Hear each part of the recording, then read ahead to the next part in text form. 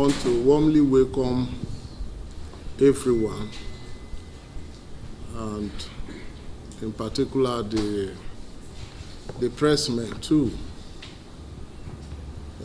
As you can see in today's meeting, it is a meeting of not just people from Kogi East, but people from all over Kogi State.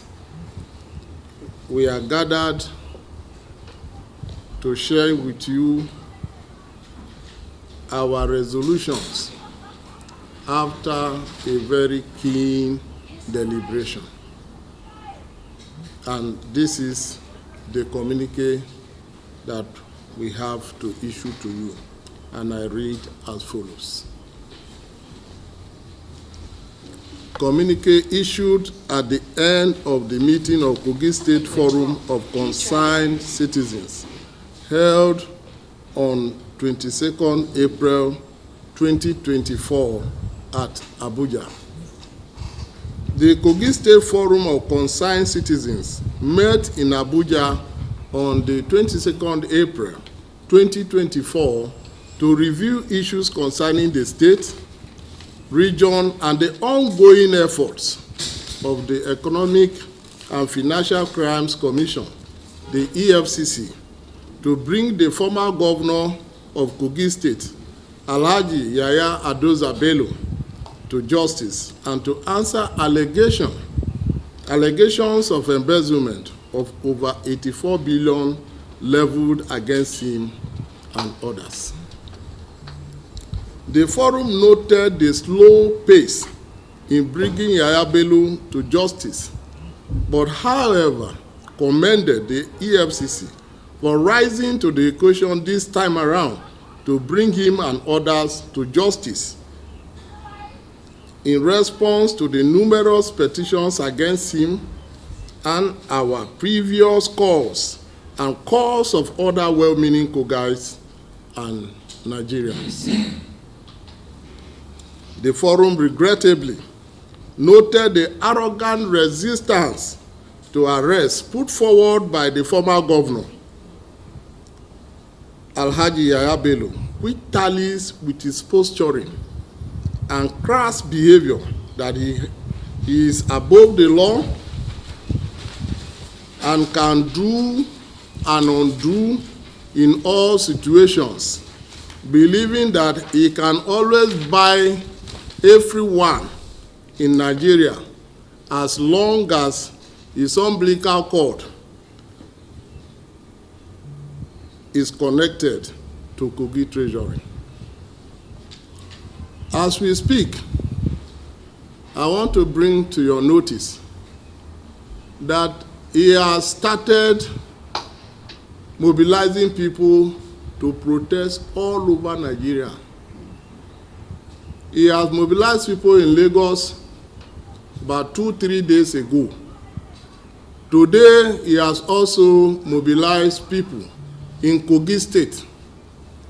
Every local government is given 3 buses to assemble in Lokoja to demonstrate and to tell EFCC not to arrest Bello.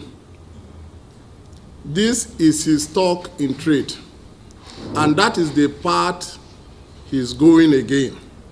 He believes that he's above the law and that there is no institution in Nigeria that can question him about his 8 years in Kogi State. And I believe that the law of Nigeria is being put to test by his confrontation, and will continue to watch as the events unfolds. The forum further noted that the disgraceful actions of Nigerian police officers attached to Alhaji Yahaya Bello by forcefully preventing the EFCC from performing her lawful duties and draw the attention of Inspector General of Police to our various press releases concerning the activities of Kogi State Commissioner of Police, Mr. Bertrand Onoha, who has subjugated law and order in the state to the whims and caprices of Yahaya Bello. It is now glaring that he has reduced the state police command to the private army of Yahaya Bello. We commend the Inspector General of Police, the IGP, for proactive reaction to the unethical conduct of Bello's security aides. We implore him to carry the same disciplinary measure on the CP of Kogi State, that is Bertrand Onoha, who has been at the root of misconduct of policemen in Kogi State.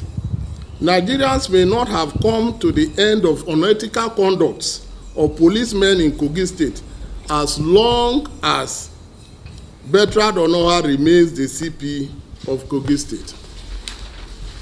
You will recall that this same Bertrand Onoha took along policemen, thugs, and other security agencies to Wanyigba prior the election, attacked the home of our campaign director, killed 2 policemen and 2 civilians, and labeled them as terrorists. Unknown to him, he didn't understand that the people he has killed are policemen that he himself has attacked to the director of campaign. So he has admitted openly that he committed murder. Committed murder because these people were there lawfully on duty and they were killed. Since then, we have been appealing to the Inspector General of Police to do something concerning Bertrand Onoha, yet nothing has been done. We want to use this forum again to appeal to him, to see reason in what we are saying, that there is a need to call Bertrand Onoha and let him go through the due process of disciplinary measures as the rules of the police and the laws and the constitution of this country permits. The forum commended His Excellency Asiwaju Bola Ahmed Tinubu, President and Commander-in-Chief of the Armed Forces of Nigeria, for his war against corruption and abuse of office by public officers and his doggedness in maintaining the sanctity of law and order, irrespective of who is involved. The forum further commended Mr. President for not allowing himself to be hoodwinked by the yesteryear haters, turned his bootlickers now that they found themselves in a very tight corner. As a man of many parts, Mr. President has proven that he has a memory of an elephant. The forum noted the disgraceful, shameful, and illegal manner Governor Ododo of Kogi State smuggled Yahaya Bello from the Benghazi street home, thereby obstructing the course of justice, since the service to his master is more important to him than the oath of office he has taken. The forum invites Nigerians, and indeed the whole world, to note the reason why former Governor Yahaya Bello had to criminally pre-fill the INEC result sheets and commit heinous electoral malfeasance in favor of Ododo to be declared winner of the state governorship election held on 11th November 2023. You see, there is nothing wrong having a successor, but there is everything wrong having an unfit successor. Having a successor is not for the purpose of coming to cover your evil works or your embezzlement.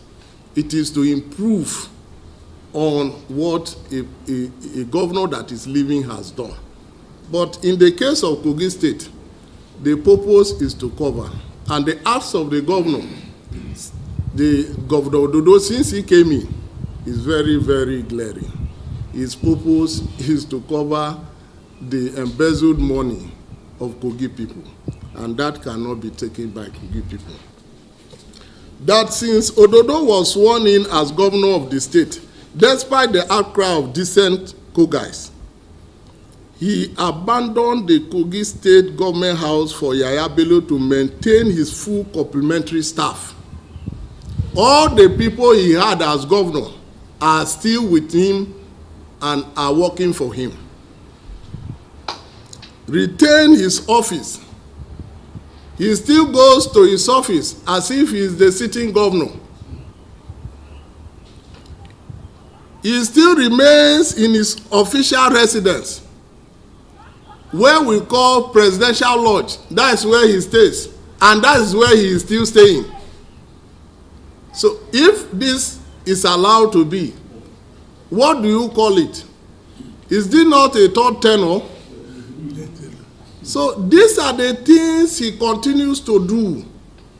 He puts the law and the Constitution of Nigeria to test all the time, finding new ways to manipulate the law. And I'm sure this time around, it will not work. It will certainly not work. He will not have his third tenure as he has planned by himself.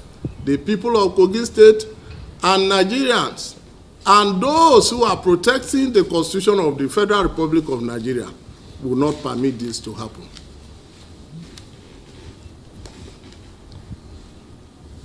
He is still in his official residence, and he continues to enjoy the paraphernalia of his office as though he is on his third term, and thus providing sanctuary for him to evade arrest or be held accountable for his past misdeed as governor.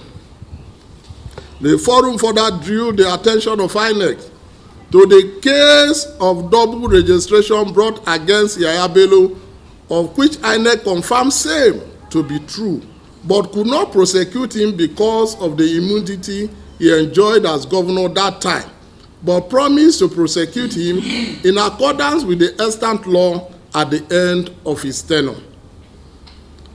That the INEC should commence the prosecution against former Governor Bello without further delay as deterrent to other lawless and desperate politicians. As you know, it is not permitted for anyone to register twice or more than one time in an election or in the process of voting. But I was an eyewitness to the double registration. If you look at the pictures as presented that time, it is the office of the governor of Kogi State. I was the city deputy governor. And I cautioned them that this registration is going to be a problem. The then law officer of the state advised him that it doesn't mean anything. I said, it means so much. But today, we are face to face with it. I am a living witness to that double registration, and at the right time, we'll do the needful. The forum further drew, the forum further noted the continuous emasculation of the state judiciary and legislation in the power structure of the state. The state judiciary has surrendered itself to the state government, hence becoming an avenue for the procurement of frivolous injunctions to further frustrate the fight against corruption that crippled the judiciary itself. That the state judiciary recently succumbed to former Governor Bello's pressure to recommend his wife and relatives to be appointed as judges of the state high court. This is a woman that had never practiced law since her call to bar. Is this a thing that should be? Today, the state judiciary that ought to be the beacon of hope for justice to everyone is at its knees, begging for the instruction from former Governor Bello and Governor Dudu to pervert justice. The same goes for the state legislation, that is now a mere rubber stamp for executive rascality in the state. The concept of separation of powers and the independence of the judiciary is alien to former Governor Bello and by extension to Governor Ododo. We call on National Judicial Council to carefully look at the laws and rules that guide appointment of judicial officers to save the nation from judicial catastrophe. The Forum of Concerned Kogi Citizens paid glowing tribute to the former Minister of Health, late Architect Chief G.Y. Aduku, who died in Atlanta, Georgia, in USA in the preceding month, in March. Late Aduku was extolled as a pan-Nigerian leader, a man of peace imbued with utmost humility, despite his monumental achievement as a nation builder and an icon par excellence, that as he commences his final earthly journey, we pray for the angels to welcome him to the bosom of Abraham and enjoin all to be consoled by the good life that he lived. After thorough deliberations of the above-ranging issues, the forum resolved as follows. 1. That Yahaya Bello is currently holed up in Kogi State Government House, and all efforts should be taken to bring him to justice. That relying on moralizing and or appeal to conscience will not yield any result or move him to voluntarily surrender to EFCC, because, as the saying goes, the guilty are always afraid. It is that same fear that is making him to mobilize people to demonstrate in Lagos, and today he's also mobilizing people to demonstrate in Kogi State in Lokoja. Moreover, Governor Ododo should be requested to immediately surrender his abductee, that is Yahaya Bello, because he is the one that came to Benghazi Street and took Yahaya Bello away from the hands of the EFCC. On the 17th of April, under the cover of his immunity. We urge the leadership of APC to be wary in giving responsibilities to men of low character, particularly responsibilities that requires honesty, experience, and trustworthiness. Asking Ododo to conduct primaries in Ondo is a complete misrepresentation of the party and a low image for Nigeria. And of course, for as many of us that are conversant with the news coming from Ondo, he has not performed. You cannot use unrighteousness to create righteousness. If you cannot, neither can you use darkness to create light. It's only light that gives birth to light, and darkness gives birth to darkness.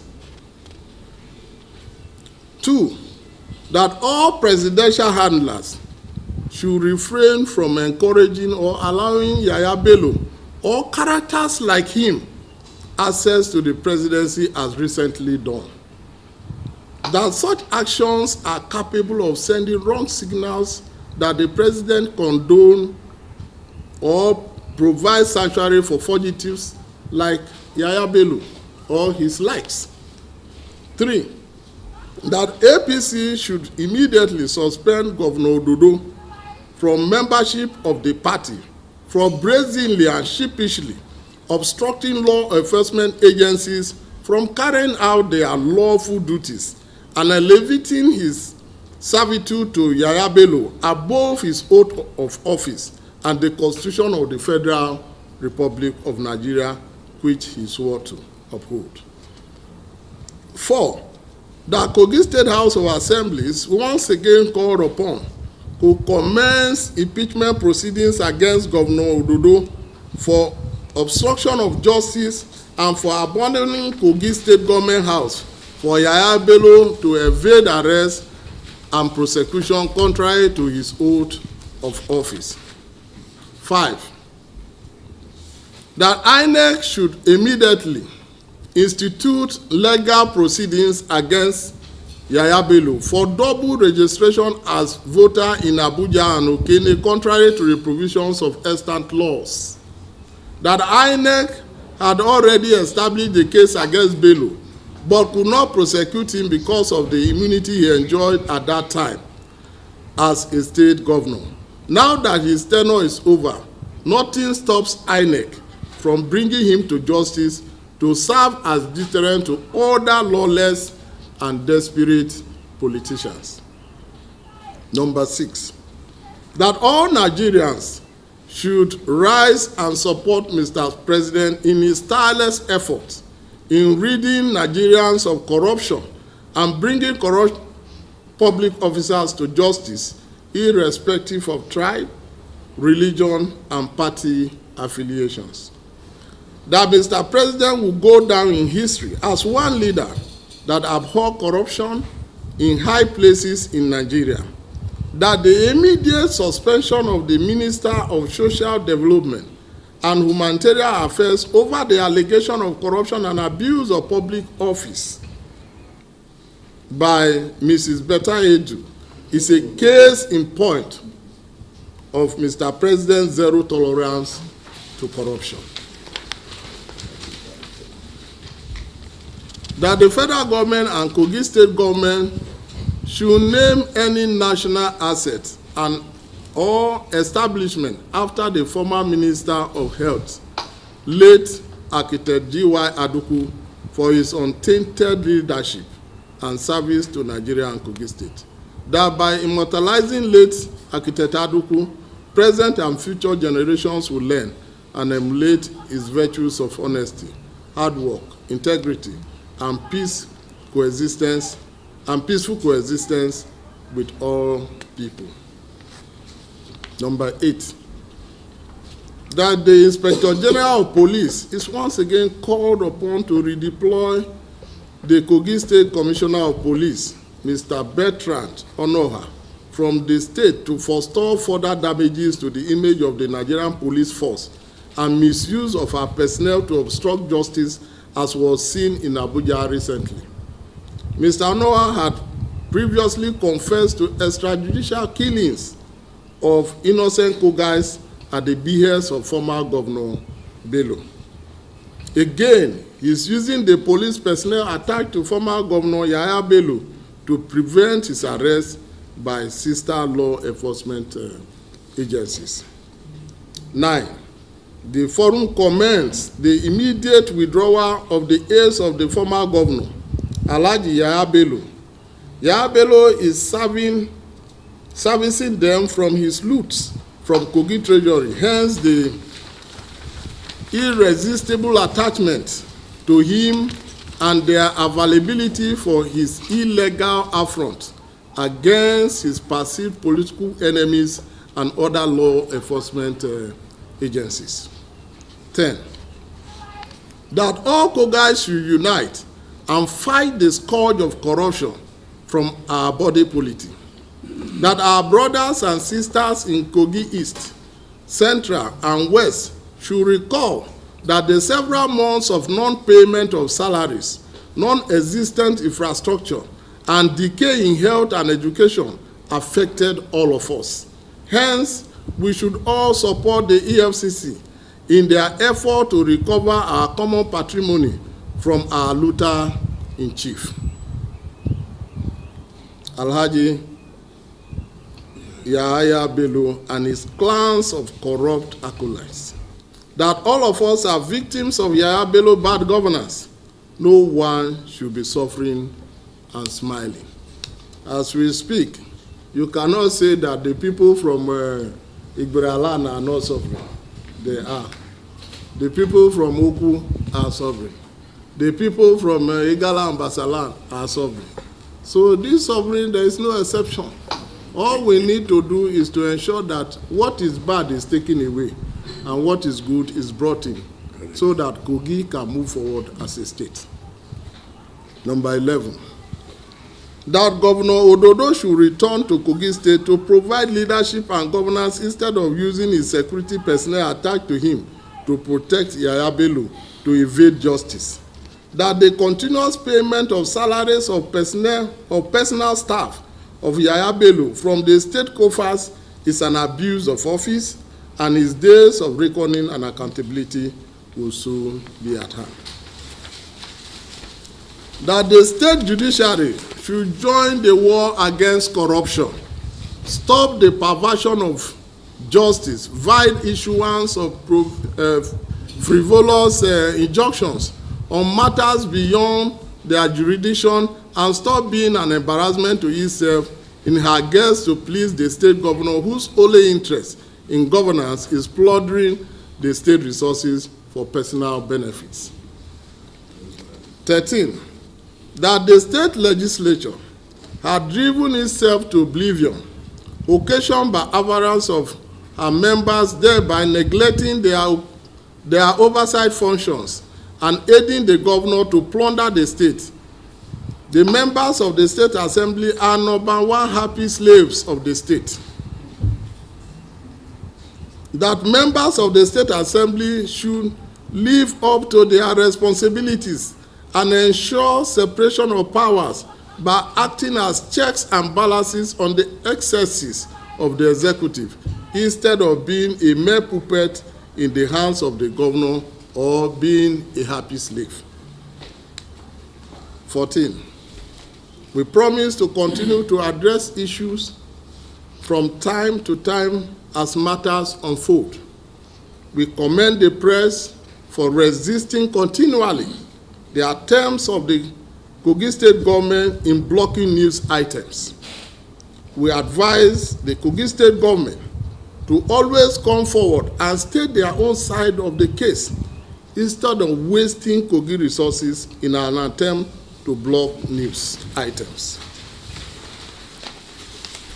Kogi State government should know that in this age of internet, every man that has a phone is also holding a television. And so news no longer can be blocked. It is an exercise in futility. And so they should desist from going to television houses and blocking news here and there. As soon as a news gets to the internet, it is gone all over the world. And so there is nothing you can do to block it. I, who is reading this speech, can immediately from now send this message to the internet, and it will continue to multiply until it gets to the utmost part of the earth. That is what the world that we live in. So if they are living in ignorance and thinking that blocking news at television houses will save them, there is no hiding place for it. What they should do is to first of all repent and begin to do that which is right, so that people do not come up, exposing their evil and wicked stand. But as long as they refuse to repent and they continue in their evil, we will continue to bring out that which they ought to do, which they have not done well. We thank you all for coming. It shouldn't be from me. Well, the question the gentleman of the corporate of estate has just answered. Tell them your name. Yeah, I'm Dada Fehiti, former executive chairman in Jumu local government. We are hearing, just like the deputy governor said, that with the social media, within a second we'll send news here and there. We are hearing that he's been arrested in Chad. That he was on this bike when he was arrested. Of course, it's becoming an embarrassment to us in Kogi State. Yeah, it's becoming an embarrassment. If your hands are clean, what we expect that by today he will drive into Abuja and surrender himself to to the law enforcement agent. So it's his refusal to come to Abuja that is making people to guess, to speculate here and there. In fact, some were saying that he dressed as a woman in order to beat the security. So why do we need to go this far? You know, we thought he was a man of courage, and we thought he would come here in Abuja and surrender himself. But now that no one can say this is his whereabout, that is why people kept speculating that he's still in government house. Thank you very much. Yeah. Yes, more information if you are conversant with the news from the EFCC. You know, the way he has been acting is when he's coming to Abuja, he leaves his phone in Lokoja. So they will think that he's still in Lokoja. Meanwhile, he's in Abuja. The only way you can track someone is basically through the phone of the person. So what he has been doing is placing his phone where he is not. The EFCC on their part has tried their best to go to where the phone is, only to discover that he's not there. And that is what has been happening. And that is why EFCC at last resorted to tracking the phone of one of his aides that is always with him. That is how they were able to know that he's in Benghazi Street, and they condoned the place. Now that the aides have been all removed and his phone is not with him, it is yet a challenge. It is yet a challenge. But the surprising and embarrassing situation is the fact that a former governor of a state will be running away from law enforcement agents. A former chief security officer who had police, DSS, and everybody under his control. Why would you be afraid of them? The law is not to kill him. The law is to question him and for him to prove that what is being alleged is not true. That is simply what is desired, is asked to do.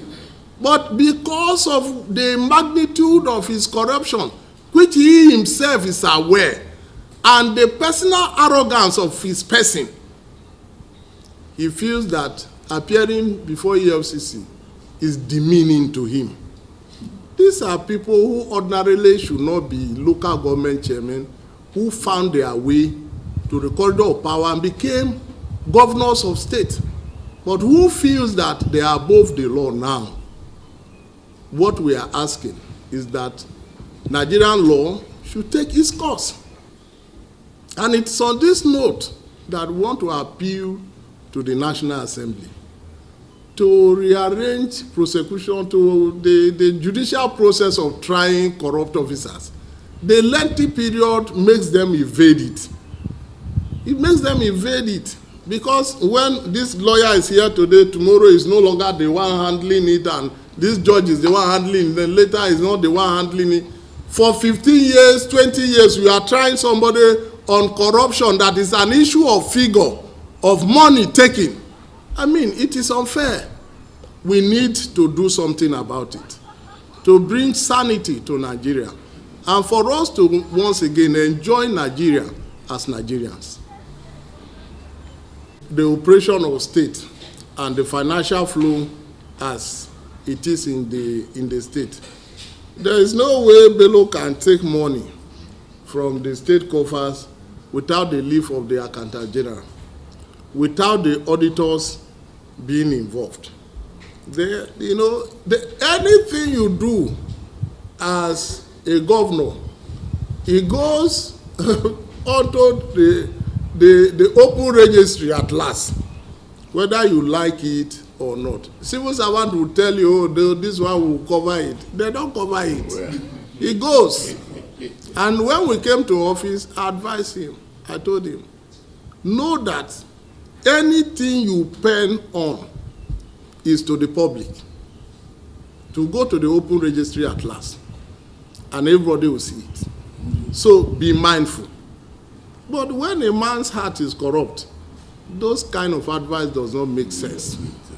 So there are people, take for instance in Kogi State, there have been payment of 20%, 25%, 30% to local government. Is it that the money for local government could not pay local government salary? The answer is no. The money available to local government could pay their salaries and benefits.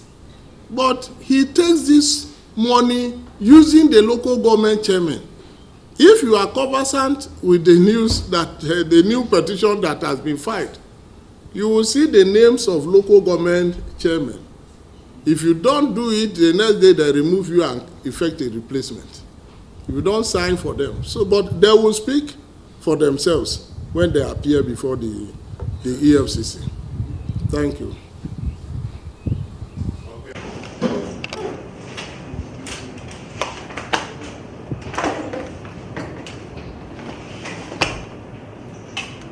Okay, sir. Are we on? Yes, yes. Thank you, sir. Yes.